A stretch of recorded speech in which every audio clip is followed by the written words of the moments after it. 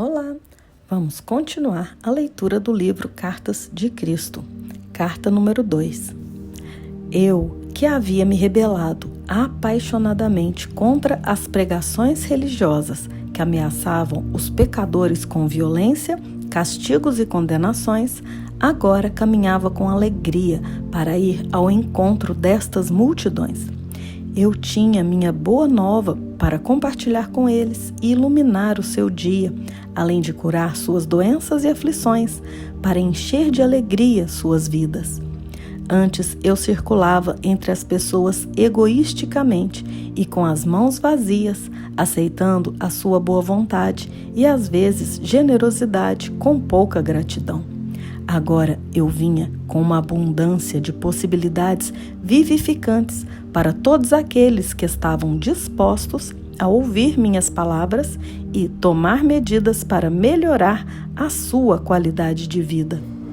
Quero que você, que está lendo estas páginas, compreenda plenamente minha posição naquele tempo, meu estado de consciência depois de minha iluminação no deserto e a pessoa que eu apresentava aos meus conterrâneos como Jesus. Foram feitas tantas conjecturas a meu respeito que devo contar a verdade a vocês.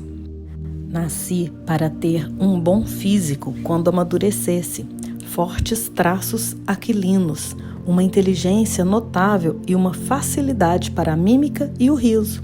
Mas, como muitos de vocês hoje, não cuidei dos meus talentos terrenos.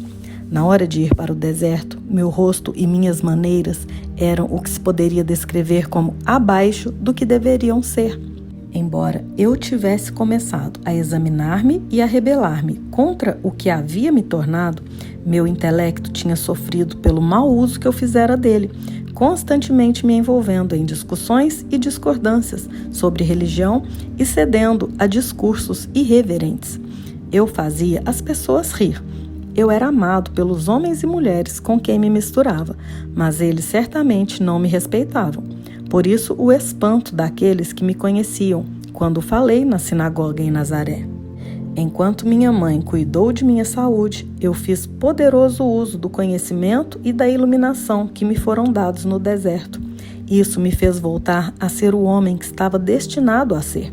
Quando comecei minha missão, estava inteiramente consciente de que eu era o único com o supremo conhecimento dos segredos da criação e da existência em si. Portanto, podia dizer com perfeita confiança: ninguém, além de mim, viu o Pai. Eu sabia que tudo em que os homens sinceramente acreditavam era falso, irreal. Sabia que eu havia sido especialmente moldado e projetado pelo Pai para esta missão. Eu havia sido abençoado abundantemente com a energia física, a vitalidade para falar e a capacidade de conceber parábolas significativas para transmitir a mensagem com sucesso e de uma forma que nunca seria esquecida. Além disso, eu compreendi os meus companheiros muito bem, devido à longa associação que tinha com eles. Conhecia suas esperanças mais profundas, seus medos mais desesperados, sabia o que os fazia rir e o que os induzia a zombar e a escarnecer dos ricos e pretensiosos. Sabia também a que ponto os velhos e jovens sofriam silenciosa e corajosamente. Experimentava profunda compaixão pela população que vivia com medo, suportando o chicote verbal dos fariseus e se inclinando diante das leis fiscais dos romanos. Sabia como seu orgulhoso espírito judeu havia sido ferido pelos gentios conquistadores, a quem foram obrigados a honrar com cumprimentos verbais de mão e de joelho, mas a quem desprezavam por trás das portas fechadas. Conhecia e compreendia completamente a vida e o pensamento do povo. Eu já havia pensado seus pensamentos, sentido seus ressentimentos, sofrido suas ansiedades em tempos de privações e me sentido impotente nas garras do governo romano. E agora sabia que nada desse sofrimento era realmente necessário. Conhecendo como eu conhecia a realidade da existência, a realidade do Deus universal, eu podia claramente perceber a insensatez das autoridades judias que impunham sobre a população uma penosa forma de vida que era completamente errônea e em total contradição com a verdade do ser. Esta situação me causava profunda irritação. Em consequência, sabia que havia sido perfeitamente moldado e afinado para tornar-me instrumento purificado da ação divina na Palestina, dirigido por minha paixão pela verdade e compaixão pelo próximo. Por isso, eu me chamei Filho do Homem, porque sabia exatamente o que a humanidade enfrentava em sua vida cotidiana. Além disso, eu tinha plena confiança de que poderia alcançar meu objetivo de levar a verdade às pessoas e assim ser instrumento de mudança na qualidade de suas vidas. Por este motivo, ainda que eu soubesse desde o início de minha missão que haveria um preço a pagar por tudo o que me propus a fazer, virar de ponta cabeça e pelo avesso o mundo conhecido dos judeus, estava preparado para enfrentar e passar por isso. Não poderia escapar porque amava as pessoas com o amor do Pai que fluía do meu coração e ser, pois o Pai, amor, é a essência do dar, dando-se Ele mesmo no ser e existência visíveis, no crescimento, proteção, nutrição, cura e satisfação de todas as necessidades da criação tornada visível.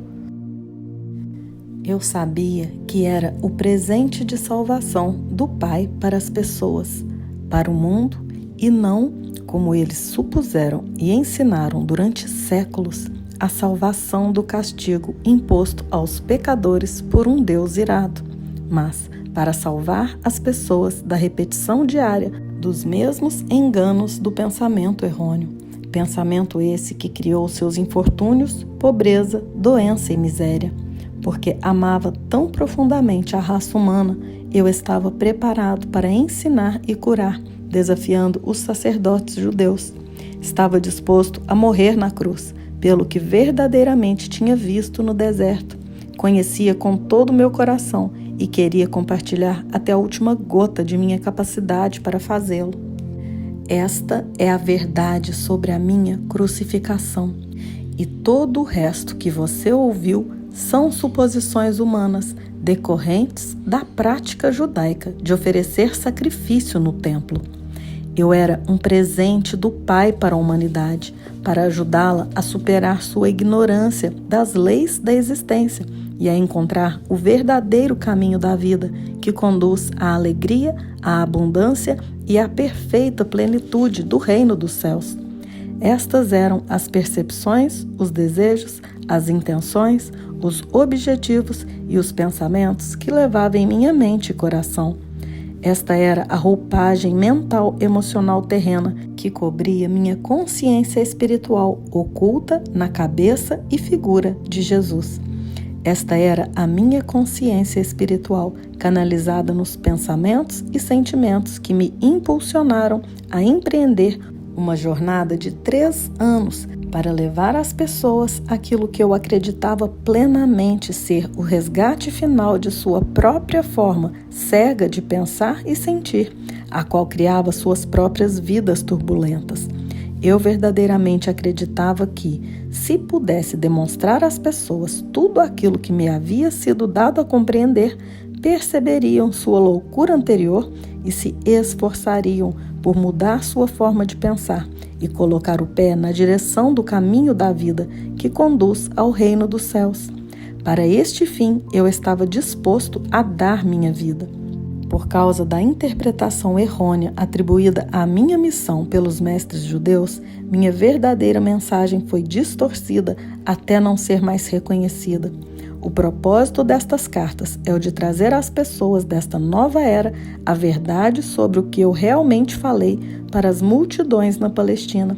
Portanto, voltando ao relato daquela época, deixe-me retroceder a um dia especial que deu frutos entre meus ouvintes e que produziu uma impressão duradoura nas mentes de meus discípulos. Assim, para mim, também esse foi um dia especialmente significativo.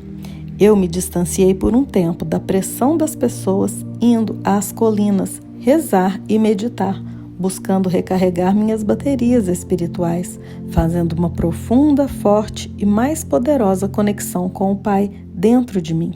Esta conexão era tão rapidamente obscurecida no interior de minha consciência, quando estava ocupado entre as multidões, que eu estava exausto.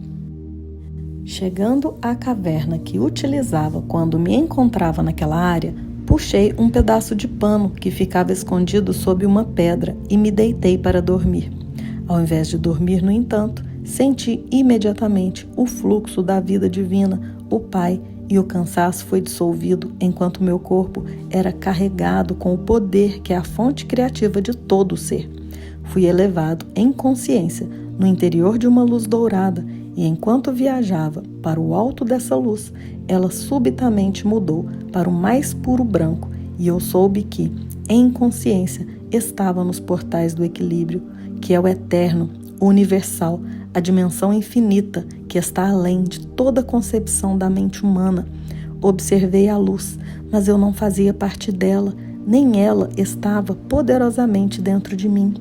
Uma vez que esta era a dimensão Deus, do vazio, da não-forma, do equilíbrio universal, mas ela se comunicava comigo e infundia-me com seu brilhante amor. Isso, mais uma vez, gravou em mim que ela era o processo criativo, aperfeiçoador, curador, amor que governa toda a existência. Sabia que onde quer que houvesse necessidade, haveria satisfação, como o constante fluir das águas que enchem um lago. Onde reinava a miséria, haveria alegria, porque era a natureza do universal mover-se para o interior de cada coisa viva que tem necessidades, para trazer satisfação e alegria. Eu sabia que, onde não houvesse crescimento, surgiriam as circunstâncias para promover o crescimento.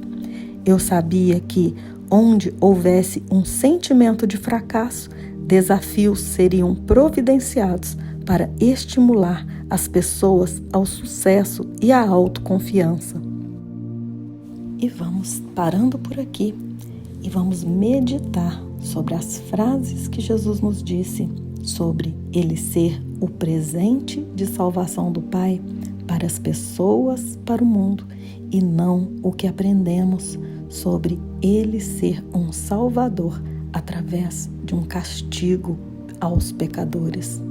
Mas Ele veio nos salvar da repetição diária dos enganos do pensamento errôneo, sabendo que esses pensamentos que causam nossos infortúnios, pobreza, doença e miséria.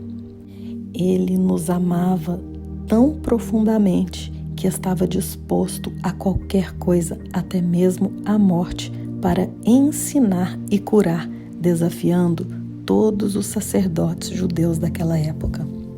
O que ele quis nos ensinar e foi distorcido era o resgate final da nossa forma cega de pensar e sentir. Isso, o que pensamos e sentimos, é o que cria nossas vidas turbulentas. E ele queria que entendêssemos a sua mensagem. E quando a gente entendesse, iríamos perceber nossa loucura e iríamos nos esforçar para mudar nossa forma de pensar e colocarmos o pé na direção do caminho da vida que conduz ao reino dos céus. Ele fez esse caminho e veio nos ensinar e demonstrar como fazer esse caminho, como sair dessas amarras, dessas prisões mentais que nós mesmos causamos a nós. E logo estaremos juntos para continuarmos a leitura dessa carta.